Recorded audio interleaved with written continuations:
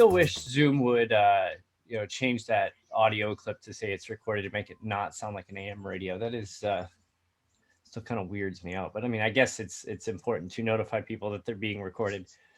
So, yeah, it didn't catch me off guard this time. Well, you actually knew it was coming, but it's we're recording this on a Sunday morning. It's 7 a.m. So this is coffee and not beer for once for me. Oh, I have coffee too. Oh, there you go. So Kate's drinking her coffee. I'm drinking my coffee. And as you can see, we have a guest here with us today. So our guest is currently the assistant swimming and diving coach at Olivet College in Olivet, Michigan, which I believe, if I'm not mistaken, is outside of Lansing in the middle part of the state. So yeah, we're about 30 minutes south. So it's like here? Pretty much. There you go, the glove. So yeah, I'm still getting used to all that. Been out here 2 years now, so please welcome to the show, Coach Erik Richardson. Erik, welcome to the show. Yeah, thanks for having me. So we were talking before we recorded. So with this summer being the rescheduled Summer Olympics, America's interest in swimming seems to peak during Olympics time. So we figured that would be a good time to bring somebody on who's an expert in the field of competitive swimming, who's actually done some work with, worked a little bit with USA Swimming in the past, kind of has an insight into, the training and what it takes to be a competitive swimmer. So Erik, my notes are correct here. You swam in college. Can you tell us a little bit about, the process, what you went through to get recruited and what that college experience was like? Yeah, I swam at the University of Evansville. It's a small D1 school. The process I went through is so much different than what it is now. Because I spent time looking at schools and their meet results and looking them up online and trying to figure out if a school had a swim team, and really trying to just reach out to coaches. And it worked out that the coach at Evansville is interested, visited the school, really enjoyed it. What really helped is I had family in the area. So my aunt and uncle and cousin lived there. So I had that right there, and really turned out to be a lot of fun, just everything I got to do between the travel, the meets, hanging out with teammates, and just going through the whole process.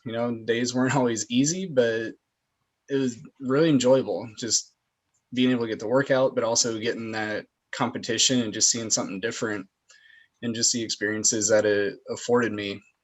And as I said, it's a lot different now.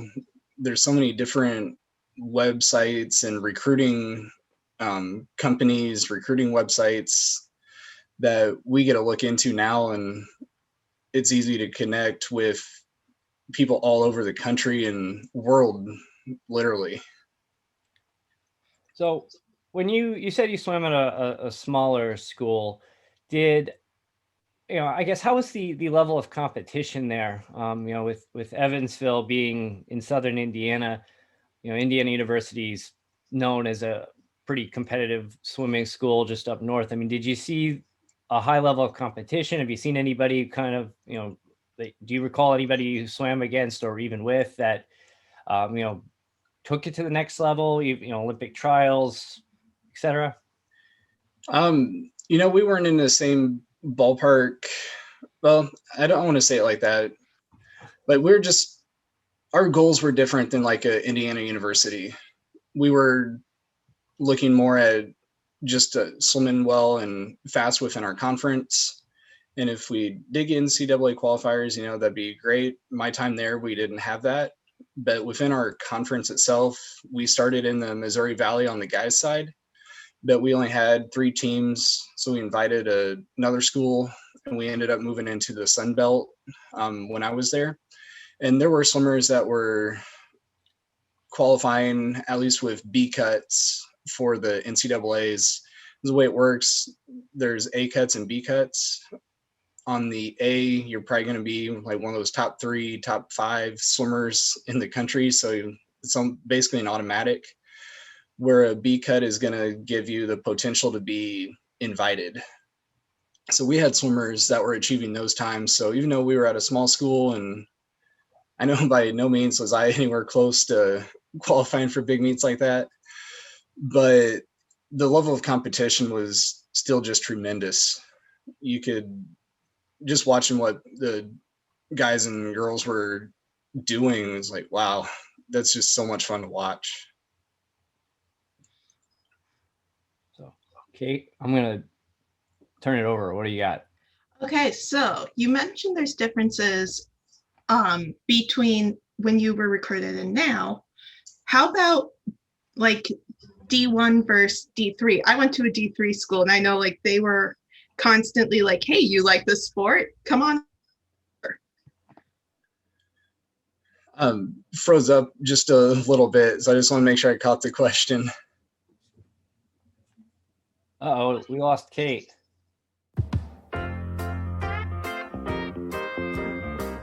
So we were talking a little bit about recruiting is different between the path. Can you elaborate a little bit about how, what? Thought we lost you again for a second. Okay, sorry, go ahead. Can you tell us a little bit about how recruiting between like D1 and D3 schools is different? You know, I'm in my second year of college coaching, so I'm still definitely learning. I spent 11 years with club and high school, so I don't know if I'd say I'm an expert yet. I'm still just trying to pick up as much as I can, but you know, there's big differences in D1 and D2. There's athletic scholarships, and D3 there's not. You get the academic scholarships and maybe some other types of merit awards. So that alone right there is creating a really big difference. You get those top-end kids that are like, you know, I want to get money to swim. Where Division III, one of the big reasons it was even set up was to place academics first, to give somebody that wants that opportunity to participate in college athletics, but their main focus is a college degree. That's what there is, because we get limited on season of like number of weeks or days, as this past year was, versus, well, you're D1, you can go whenever you want. So that does create a little bit of a difference, but you know, at the end of the day, it's just all about finding that right fit. Does the school offer everything that student athlete is looking for? Are they going to have the opportunities that they want? Some kids, obviously, they want to be Division I, they want to qualify for NCAAs and get a national championship. Others, you know, they may take that opportunity where they have an chance to be a NCAA D3 All-American. So it's just about finding that right fit, and really of what it all comes down to. So Coach, I have a question for you. Do you remember the when it was the first time we met? You know, it's actually You can been tell a him while, no. if I recall right. What was it? Maybe sitting together in fourth grade. Fourth grade. So yes, Kate, I didn't bother to tell you this up front. We've been actually planning this for a while. Erik is one of my oldest friends. We grew up in the same neighborhood. So was he always like this? Oh yeah. So I just want to show you. He'll show you pictures, I think. So we've always had fun. So here's a photo this is from 2016, where we went to Phoenix Raceway. This is after I moved out here. Erik flew out here. We went to the Phoenix race, and here we are on TV together, standing by in the NASCAR pre-race. So for everyone who just looked at that, it does look like there's an earthquake happening in Phoenix. I can assure you there is not. There is not. Yes. No, I'm jittery from just drinking a whole bunch of coffee already this morning. So here's a photo. I thought it was the drugs. Yeah. So Erik's mom is a Purdue alumni as well. So he spent a lot of time on campus, and, you know, like here's one from a basketball game when we were in college, and my Why don't you like edit those pictures in? Because I will. Your phone's not working. Yeah, I know. But yeah, and there was a game I posted to my Instagram feed a few back in January from 2008, where in that season, Erik came up a handful of times. I don't remember why you had so much free time that year. What was that? Like you went to a few games with us. Well, it was that second semester. If it was 2008, so I graduated in December. That's right. And so I was just hanging out at home. That's right. I finished up school, and then I think it was early February, I went out to New York to slide skeleton. That's right. So I had some time just to hang out and have fun before doing that. I remember you got, I believe we got you a student section shirt. We would sneak you into the student section for basketball games. And that included the one game where Purdue upset, was like number 10 or number 11. Wisconsin. Yeah, and we rushed the floor. So one of my close and friends, my head made the paper on that one too. Yeah, so one of my close friends who'd been going to Purdue games all his life actually skipped the game to go see Jerry Seinfeld. And so Erik was sitting with me at this game. And we ended up rushing the floor. It was like one of the most memorable games in Purdue history. It was hilarious. So sorry, Kate. Yes, I did mean to keep you in the dark about this one, but I thought this was too funny to avoid. So anyway, so now that's out. So Erik, after you graduated, you said you took a brief career into skeleton. I want to talk about that real quick because I almost forgot about that. For those that don't know, explain what skeleton is. So skeleton is one of the 3 sliding disciplines. They're all done on the same track made out of ice. You have bobsled, which you have 2 and 4 person, luge, where you're on your back going feet first. Skeleton, you slide down the ice head first. Down a bobsled course. Yep. And depending on the track, you may get 70, 80, 90 miles an hour. And there's nothing strapping you in. It's just basically you have the sled in your hands and you're holding on to it for dear life. More or less. There's not too much to it. It's called a saddle. It helps hold you onto the sled, and you need G-forces to keep you there. Do you understand why we're friends now? Oh, did we lose Kate again? Oh, we may have. I did. She makes that face at me so often that I don't know if she was just holding it or if she froze up again. Oh, this is awesome. This is off to an awesome start. I don't know when we lost her.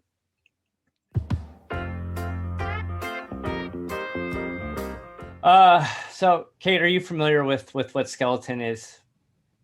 Rumor has it that it's when you go head first instead of feet first. Yep. Yeah. You have to be insane to want to do bobsled. You have to be insane to do luge. So I think it's kind of next level there. So I guess psychotic. Yeah. Yeah. No, what's funny is skeleton's actually the safest of the 3 sliding sports. Believe it or not. Sliding head first is the safest. Yeah, because the bobsleds are so top heavy, they can roll pretty easy if you come off a turn late. It can kick over pretty quick. They're kind of top heavy too, and their center of balance is centered, so they can start to spin and kind of slide around much easier. But with skeleton, since we're on our stomach, you're on a pretty big sled anyway, and then you have your legs that you can toe drag a little bit to save yourself in a skid.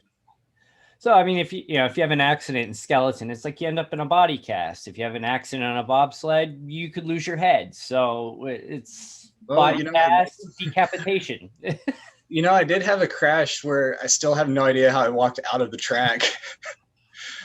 It's at least a 2-story turn, hit the top of the roof, came down, hit the inside wall, ended up sliding through a couple turns feet first on my back. So that was fun. And you're just like, where am I? Why did I do this? I said I was good, and I walked out, and then at some point I'm like, how did I get down here? This was before concussion protocol. Yeah, and it was a fun experience to be able to do. I only got to do it for a couple months because not too long after I ended up moving to Colorado, and I just didn't have access to get to a track, and starting to work and having to pay the bills kind of derailed that. But it was a great experience, and at least something I got to do. I got a chance. So going back into the topic of swimming, you've coached club, you've coached high school, you've coached college. Like, what's the, obviously with the club and the high school, you're essentially prepping the ones who are wanting to move on to college. But like, what are the real like differences as far as how the athletes go about like a training regimen and how often they practice? That's such a hard answer. I've gotten an ability to coach all the different levels. When I started, I was coaching developmental level swimmers who we're just trying to figure out a way to get them to swim a 25. I remember one swimmer, I was in the water helping her swim, and I'd have to double check, but she's swimming in college right now. So it's kind of fun to see that. And the developmental level is just so much fun. Then you get the middle school kids that are just, their personalities develop so far along. High school, there's two different levels of swimmer. You have the ones that just want to be a part of a team and try something different, try something new. So we had beginner level swimmers, and then at the same time, I had kids that were qualifying for the state meet. We had top 16 finishers. As we got there, others that were wanting to go on to swimming college. So a lot of the approach I took with my high school groups and even the high school team, I wanted to try to help set them up, or at least get that realization, like, hey, if it's something that you want to do, there's going to be an opportunity somewhere to be able to take that. And I tried to tell them, I didn't want to push them to swimming college because I know it's not for everybody, but I at least try to get through and say, hey, don't be afraid to take the opportunity, because you can always do it for 1 year and then say, maybe this isn't for me, or, I'm really glad I did this. That way, 10 years down the road, they don't go, man, why did I not do that? I really wish I had taken that opportunity. I didn't want them to have any regrets. And, coaching college, it's a lot of the same things what I did with the high school kids. How can I coach and teach and relate it to lessons down the road? And, we were talking, this is going to be actually a really funny story if I got a second for it. Yeah, go for I was talking to my kids at the beginning of practice one day out in Colorado, and one of my swimmers is saying, high school homework is really stressful. And like, I get it. It's what's important in their life at the time. And I start telling them, like, at this point I'm dating my fiance, and I go, what if at some point down the road we have kids? Like, that's going to be super stressful of trying to figure out how do I take care of them and do all that. I'm sure as you're finding out now. And little. So that story ends up getting spread around. Oh, no. So I finished up my talk with them and just give some life lessons and points across, I hope. I don't have my phone with me. So after practice, I go check my phone, just see if I've missed anything. And I have all sorts of messages like, congratulations, we're so happy for you. And I'm like, what? Like, I have no idea what's going on. So I call Heather afterwards, and she's like, can you explain to me what all these text messages are that I'm getting? And so it got out that we had gotten engaged. And so I get home like, well, everybody thinks we are, so what do you think? Like, and I actually didn't even ask, like, will you marry me? I'm like, are you sure you want to put up with me? So totally fitting of me to do. So here, what are we, the 6th? We're 13 days away from our wedding. We had to postpone it last year, and I still got to mail a package out to you. So yeah, man. I mean, funny story, but that's what I try and do. It's these life lessons and compare things, and I guess it backfired or helped me out. I don't know. Move the relationship along, I guess, is the way to put it. You know, it's all the same things. I try and do the same thing with the college kids, talk with them, work with them. And in the pool, like for me, it's all the same. I have fun being on the pool deck. I joke around. I don't have a job. I enjoy going in and just hanging out on a pool deck. I get to wear a t-shirt and shorts all the time. And I enjoy it so much that I don't see it as work. And just the interactions, even, that's the biggest difference. Like the level of conversation I can have with a 10-year-old swimmer versus a college level swimmer, that's the biggest part. Is in the water, there's a lot of similarities in what I do. It's instead of like 225s trying to get a skill across for a 6, 7, 8-year-old, we're doing 2025s with a college team where I'm looking for a specific skill or something that, hey, this is what we're working on for that particular part of practice. So that part stays pretty similar. It's just those interactions and just the depth of conversation really that I can do. I'm looking at you, Kate. What's your favorite sea animal? Favorite sea animal? You know, I'd probably say seahorse. We have that's one thing that Heather and I collect. Really like those. Just, they're so different and so much fun and very unique. I heard they use their tails to like propel them along by like wrapping around things and. Yep. They'll wrap onto each other that way. They'll wrap onto plants to stay in place, not get caught up in the currents. I did not know that. I learned something this morning. So, wow, and you're unteachable. Yes, I know. That's what people say to me. So before we jump into talk about USA swimming in the Olympics, so say, you have a kid who's 8, 9, 10 years old. They've developed an interest in competitive swimming. They think they want to, focus on, trying to get recruited. D1, D3 doesn't really matter in this case. Like, what would you suggest to that kid to focus on to make sure that they prepare and get them their I guess the results seen by the recruiters? So, I mean, like I said earlier, I'm been in college coaching now for 2 years, so I'm still learning a ton. So much of it's going to vary from school to school and coach to coach. They may be looking for super particular things, depending on what level the program is at. If they're working at NCAA championships or maybe even conference championships, they may be saying, I need a swimmer for this particular event. We lost our top 100 butterflyer. I have to have that thing next year. I have to replace that with somebody as fast or faster. So you may get set up like that.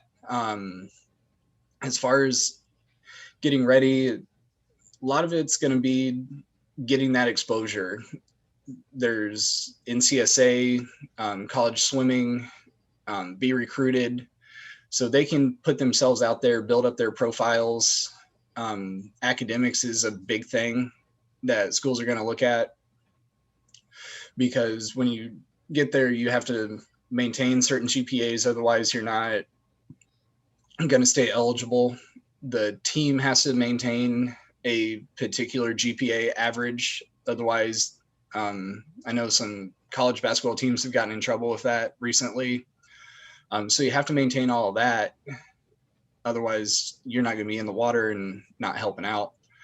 Then as far as times, the faster you are, the better. And there may be startup programs that look at different things.